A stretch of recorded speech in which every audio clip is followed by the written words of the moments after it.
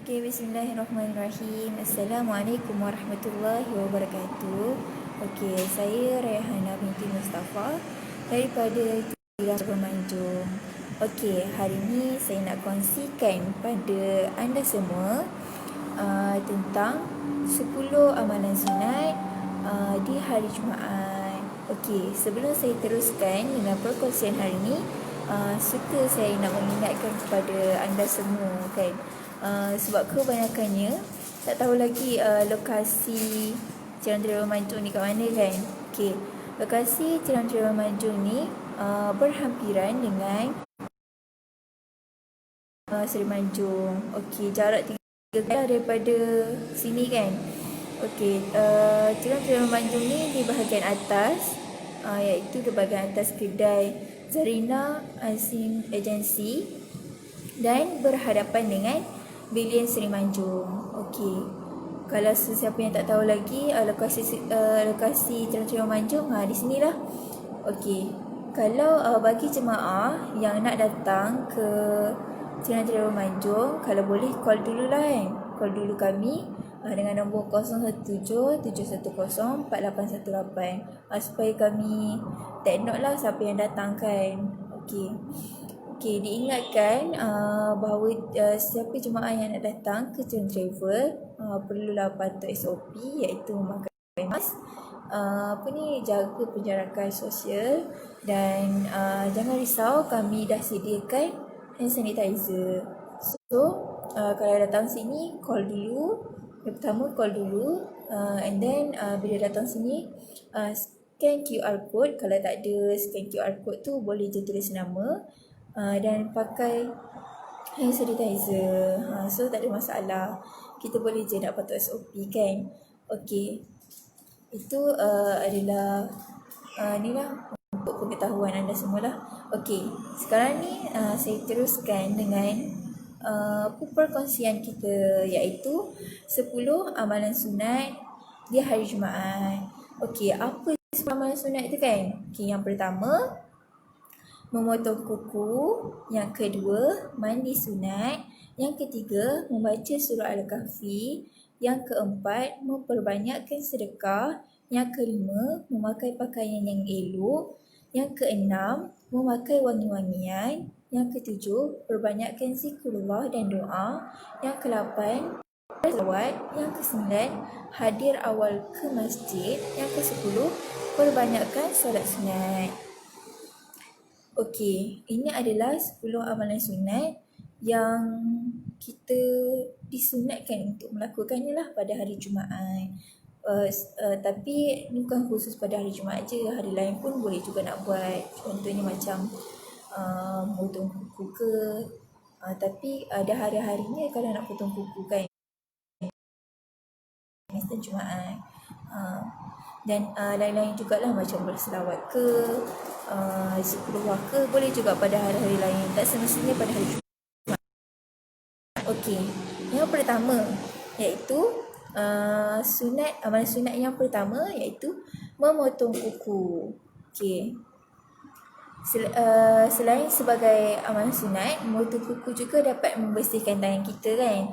Ialah daripada selain yang potong kuku ni adalah amalan sunat, kita juga memang disyorkan untuk kita potong kuku sebab kita nak jaga kebersihan diri kita sendiri dan untuk supaya tak adalah kotoran-kotoran dekat celah-celah kuku kita ni kan. Supaya kita makan pun makan tu tak ada kuman. So kita sebelum makan sentiasa kita tengok kuku kita.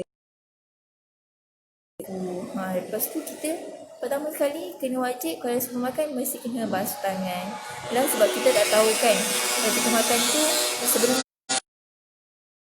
tangan mungkin kita ada pegang benda-benda yang bakteria ke apa semua kan, kita pun tak tahu kan. So disyorkanlah supaya kita basuh tangan. Kalau boleh basuh dengan sabun, sebab kita nak makan tu masuklah perut kita benda yang elok dan bersih kan. Okay,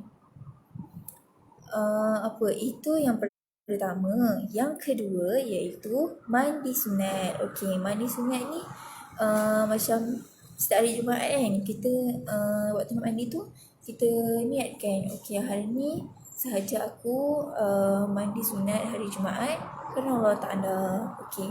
Bukan setiap hari Jumaat je, hari-hari lain pun kita boleh. Saya, ya Allah, hari ni aku bersihkan diri kerana aku nak ikut sunat, aku nak ikut amalan sunat Nabi Muhammad SAW. So bila kita niat begitu, bila kita niat kita ikut sunat Nabi, dan kita akan dapat pahala. Berbeza kalau kita mandi saja dengan tak niat apa-apa, dengan kita mandi dan kita berniat. Mandi satu dapat membersihkan diri kita. Kita dapat pahala sebab kita ikut sunnah Nabi. So lepas ni kalau kita nak mandi, kita kena niat yang kita ikut sunnah Nabi, dapatlah pahala kan. Okay. Sunat juga ialah kita mandi sunat ni sebabnya kita nak bersihkan rupa kita kan. Tambah lagi lelaki memang wajib kena mandi sunat ni sebelum dia nak di solat Jumaat kan, untuk dia bersihkan muka dia, bersihkan tubuh badan dia kan. Lepas tu apa yang perlu dipendekkan.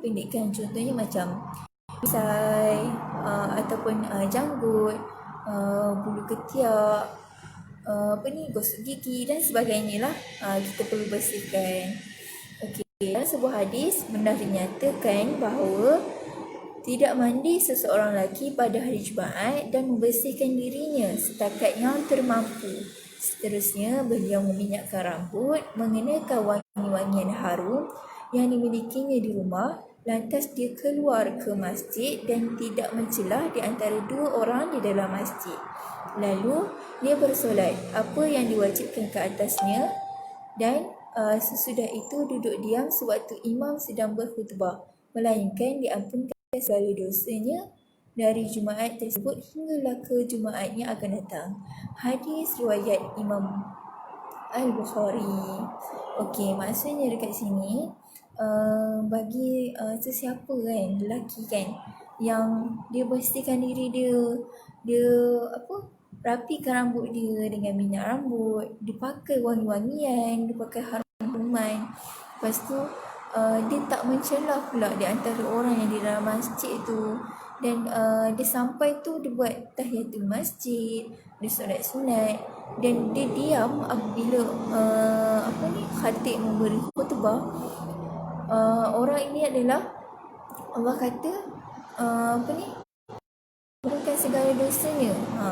Allah akan mengampunkan dosanya daripada hari Jumaat yang hari tu sampailah ke hari Jumaat yang akan datang. Tengok betapa besar dia punya fadilat dia apabila kita ikut sunnah ni kan. Okey, antaranya mandi sunat ni dapat juga kita pahala yang besar.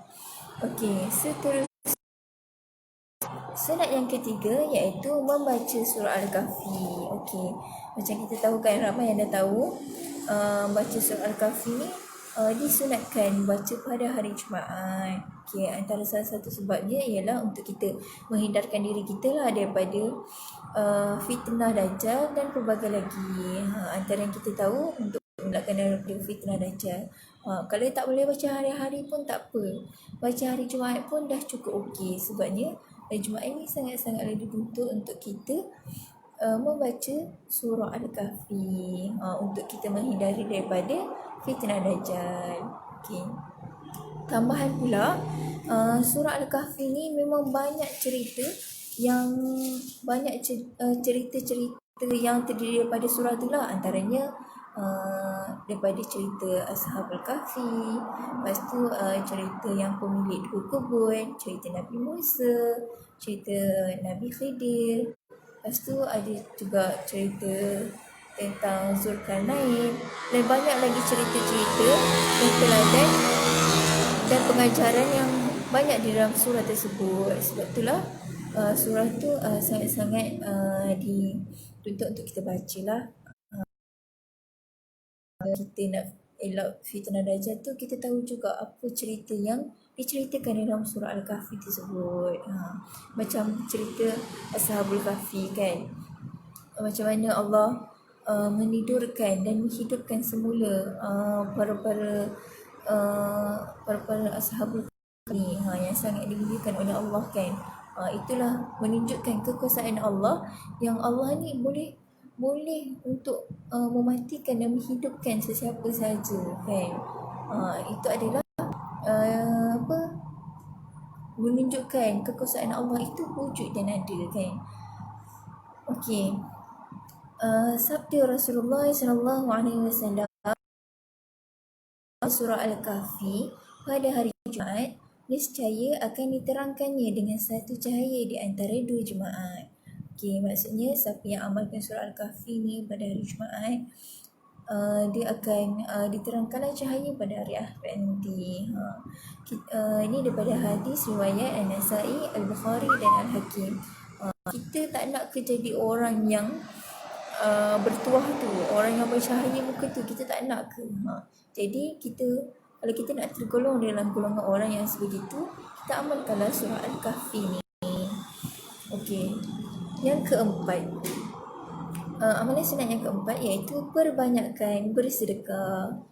Contohnya kalau kita tak boleh nak bersedekah setiap hari, tak apa. Mungkin kita pun kurang keuangan dan sebagainya kan. Okey. Pokoknya kan, setiap hari Jumaat hari Jumaat je kita sedekah. Kita tanamkan dalam diri kita macam setiap hari Jumaat aku nak sedekah. Tak kira sedekah tu banyak ataupun sedikit, janji kita niat dengan ikhlas. Bila kita niat dengan betul dan ikhlas, nescaya Allah akan balas segala kebaikan yang kita dengan kita berniat dengan ikhlas kerana Allah Ta'ala. Okey. Sedekah ni antara amalan sunat yang dituntut dalam Islam, kerana selain dapat menyucikan harta, harta juga akan diberikan dapat membantu mereka yang memerlukan dan mengeratkan silaturahim antara manusia. Selain daripada kita dapat menyucikan harta daripada sedekah tu, kita juga dapat menolong orang-orang yang susah, yang memerlukan kan. Daripada situ mungkin memerlukan tu, dia doakan kita supaya kita ni diberkati hidup ataupun dimurahkan rezeki, dan itu akan merapatkanlah hubungan kita antara sesama manusia. Okey.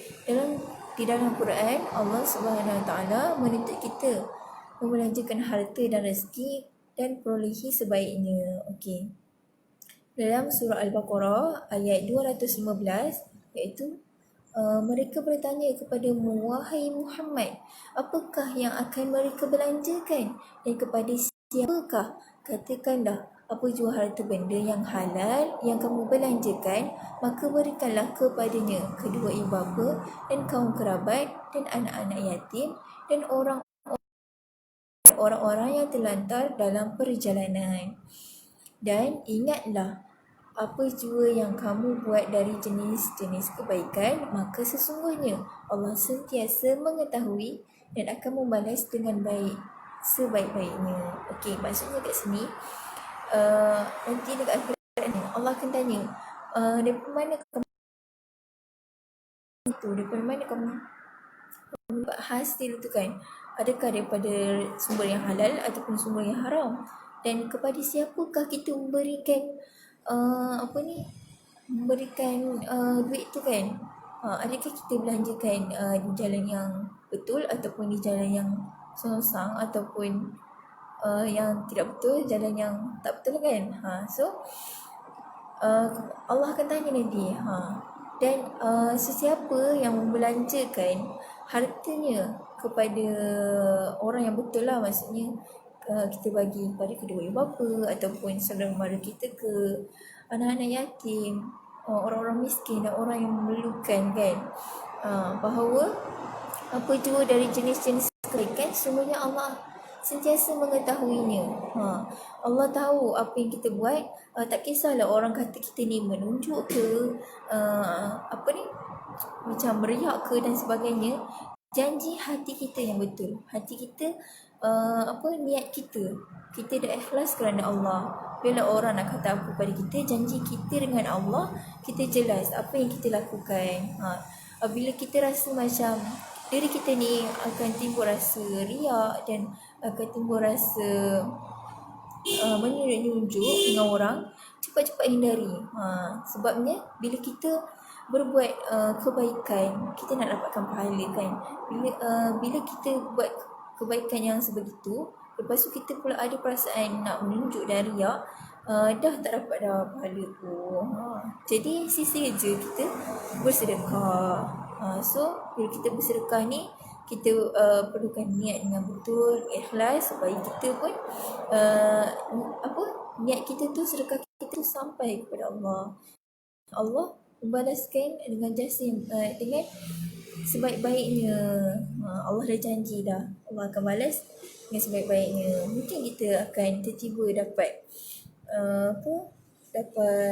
rezeki yang melimpah ruah, kita pun tak tahu. Mungkin benda tu kita tak nampak, mungkin daripada segi kesihatan, mungkin daripada segi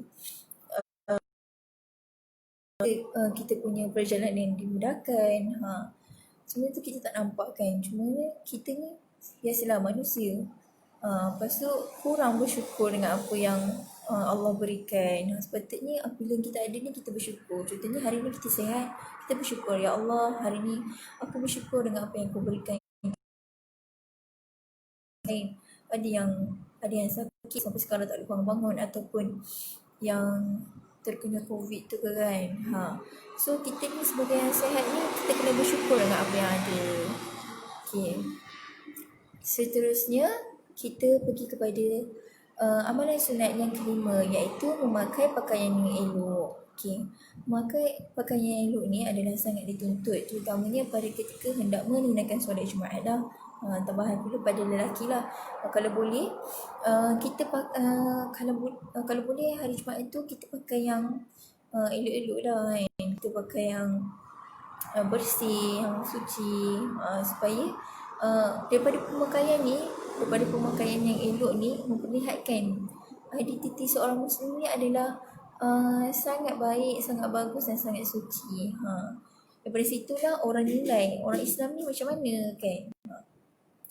So sebab itulah kalau kita perasan kan, kalau orang lelaki pergi solat Jumaat, mesti dia akan pakai jubah, akan pakai baju Melayu dengan plekat dan sebagainya.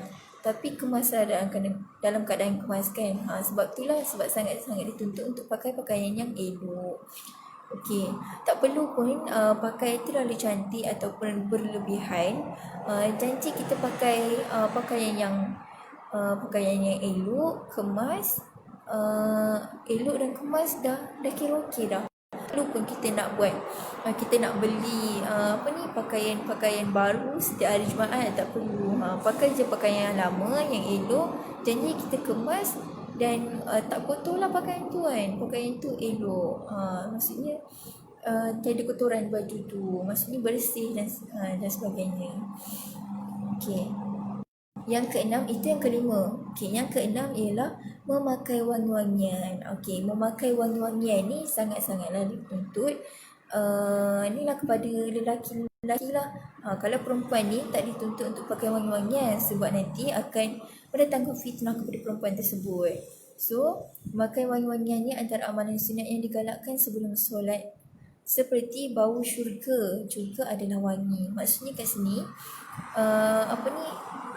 disebabkan wangian ni dijadikan amalan sunat, disebabkan macam beranggapan bahawa bau wangi ini adalah bau-bau syurga.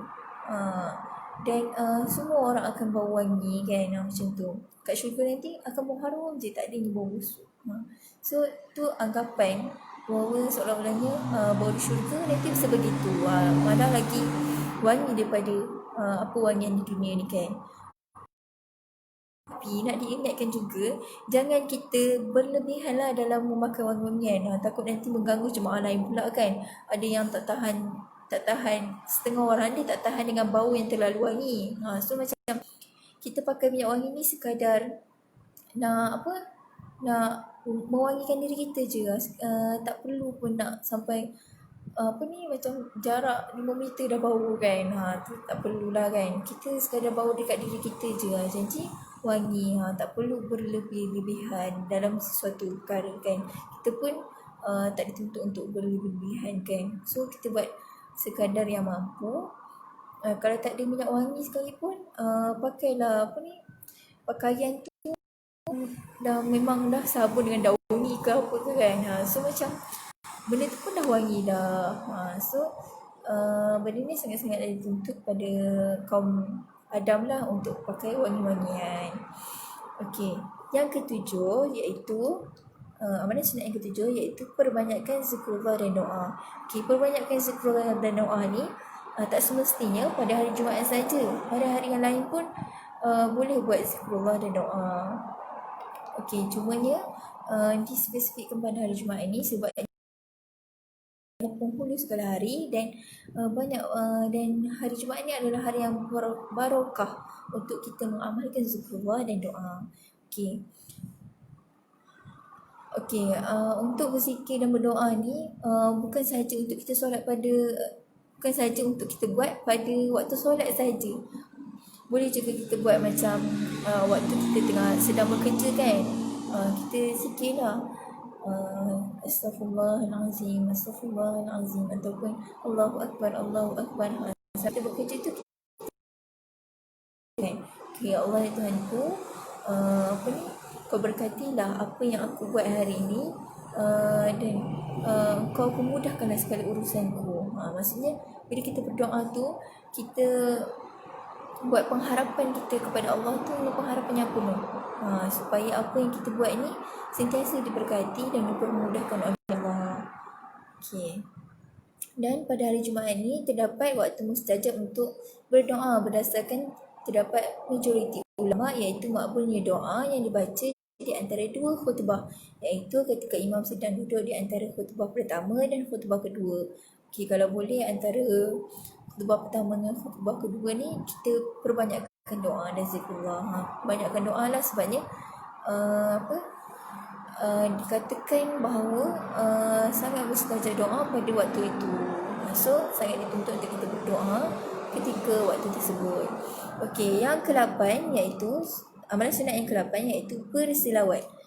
Berselawat ni bukan sahaja kita kena buat hari Jumaat saja. Hari-hari lain pun kita boleh berselawat. Tapi kita hari Jumaat ni kita lebih, contohnya hari-hari kita selawat 100 kali ataupun 1000 kali. Kalau hari Jumaat ni kita doublekan lagi, mungkin 2000 ataupun 200 sehari. So kita ada macam improvement untuk diri kita kan. Ini adalah salah satu tanda untuk salah satu tandanya kita ni tanda kita kecintaan kita kepada Nabi Muhammad sallallahu alaihi wasallam sebagai kita umat Islam. Okey. Berselawat ni dalam berselawat ni Rasulullah SAW ada kan, perbanyakkanlah membaca selawat padaku pada malam dan hari Jumaat. Maka siapa yang membaca selawat untukku 1 kali, Allah akan berselawat kepadanya 10 kali. Allah akan berinya rahmat 10 kali. Hadis riwayat Al-Baihaqi. Okey, maksudnya kat sini kalau kita berselawat kita gandakan macam 100 hari ni kita selawat, tu Allah gandakan lagi 10. Dah dapat berapa? Dah banyak dah kita dapat pahala hari ni kan. Hanya dengan berselawat, tak perlu apa-apa, tak perlu buat perkara yang susah, hanya mulut je kita gerakkan berselawat. Kalau tak boleh nak berselawat dengan kuat pun, kita selawat dalam hati. Allahumma salli ala sayyidina Muhammad wa ala sayyidina Muhammad. Allahumma salli ala sayyidina Muhammad. Kita berselawat. Jangan dengan orang cakap, kita kena terbiasakan diri kita dengan selawat. Semoga apa yang bila kita terbiasa dengan selawat, apa yang kita lontarkan dengan pertuturan kita ini, dengan apa yang kita lontarkan tu adalah benda yang baik-baik saja, supaya kita tak menyakiti hati orang dan sebagainya. Bila kita selalu berselawat, maka semuanya akan diperbaikilah. Maksudnya kalau kita sebelum ni mungkin selalu lupa orang ke apa kan, So bila kita perbanyakkan selawat, kita pun dah tak sempat dah nak kutuk orang. Dan sebab kita berselawat tu lah. Itu adalah antara hikmahnya bila kita berselawat. Okey, yang ke-9 iaitu amalan sunat yang ke-9 ialah kita lelaki lah hadir awal ke masjid. Para jemaah digalakkan untuk hadir awal ke masjid bagi menunaikan solat sunat dan mendapatkan saf pertama untuk solat jemaah. Okey, macam lelaki memang kan solat Jumaat kan perlu, kalau boleh datang awal dan hadir awal di masjid. Okey. Tambah-tambahan lagi sekarang waktu COVID ni, kalau datang lambat memang tak boleh nak masuk dah kan. So ini antara salah satunya untuk kita hadir awal ke masjid lah, sebab untuk kita hadir awal ke masjid supaya kita boleh untuk kita menunaikan solat Jumaat pada hari Jumaat. Inilah tambahan pula COVID ni kan, kita kena jaga SOP dan sebagainya.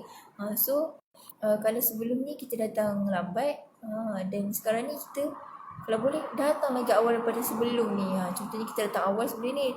Okey, sekarang ni nak kena beratur dan sebagainya, lagi awal kita kena datang. Sebabnya bila kita dah masuk awal, kita bolehlah buat macam perkara-perkara sunat yang lain, sebagai contoh tahiyatul masjid, berzikir, berselawat, membaca Quran dan sebagainya.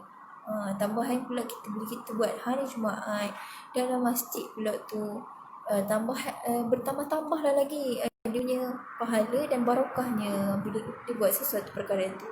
Okey. Rasulullah SAW pernah bersabda, sebaik-baik saf lelaki yang paling depan dan terburuk ialah yang paling belakang, dan sebaik-baik barisan perempuan yang terakhir dan yang terburuk ialah yang paling depan. Okey, maksudnya kat sini kalau lelaki yang saf yang terbaik ialah orang yang duduk depan sekali.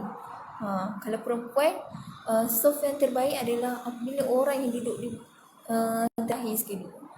Sebabnya bila perempuan duduk depan sekali ni, tambah pula kalau dia tak ada tirai kan, dia akan macam mendatangkan fitnah lah kot. Sebabnya lelaki boleh nampak kita kan, direct boleh nampak kita. Tapi kalau ada lansir macam tak ada masalah pun. Tapi itulah sebaik-baiknya lelaki memang duduk di barisan yang hadapan. Kalau boleh kita datang awal, kita duduk bahagian depan sekali, supaya kita dapat barakah pada hari Jumaat tersebut. Okey. Yang ke-10, yang last sekali, iaitu amalan sunat yang last sekali, kita kena perbanyakkan solat sunat. Perbanyakkan solat sunat ini tak semestinya pada hari Jumaat saja, boleh juga dibuat pada hari-hari yang lain. Contoh antara solat sunat iaitu solat sunat duha ataupun solat sunat rawatib. Okey, solat sunat duha ni kalau boleh kita amalkanlah setiap hari supaya kita dimurahkan rezeki dan dia berkati segala rezeki yang kita dapat tu kan. Lepas tu bukan itu saja, boleh juga kita bangun 2/3 malam, kita bangunlah buat solat tahajud, buat solat taubat dan sebagainya. Yelah, kita ni manusia tak lari daripada dosa, so kita kena minta ampun kepada Allah, bertaubat dengan apa yang kita dah buat selama ni kan. Okay. Sangat rugi kalau kita tak mengambil kelebihan ini untuk kita perbanyakkan amalan semasa hari Jumaat. Jangan disebabkan terlalu sibuk dengan pekerjaan, lepas tu kita lupa dan terlepas untuk memperbanyakkan ibadah kepada Allah. Bukan itu saja, kita boleh juga sama-sama kerja kita boleh selawat, sama-sama kerja kita boleh berzikrullah, dan sangat-sangatlah dituntut untuk kita mengamalkan amalan sunat ini supaya kita diberkati oleh Allah dan dimudahkan segala urusan, insya-Allah. Okey. Hari ini setakat itu saja perkongsian saya, iaitu 10 amalan sunat. Moga bermanfaat kepada anda semua dan kita amalkanlah supaya kita ni tergolong adalah orang-orang yang beriman dan istiqamah melakukan perkara-perkara kebaikan, insya-Allah.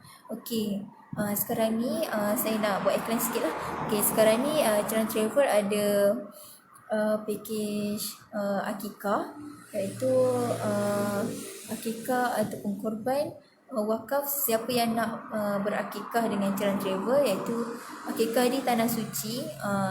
sangat-sangat baik untuk kita. Banyak fadilat yang kita dapat bila kita buat akikah di tanah suci kan.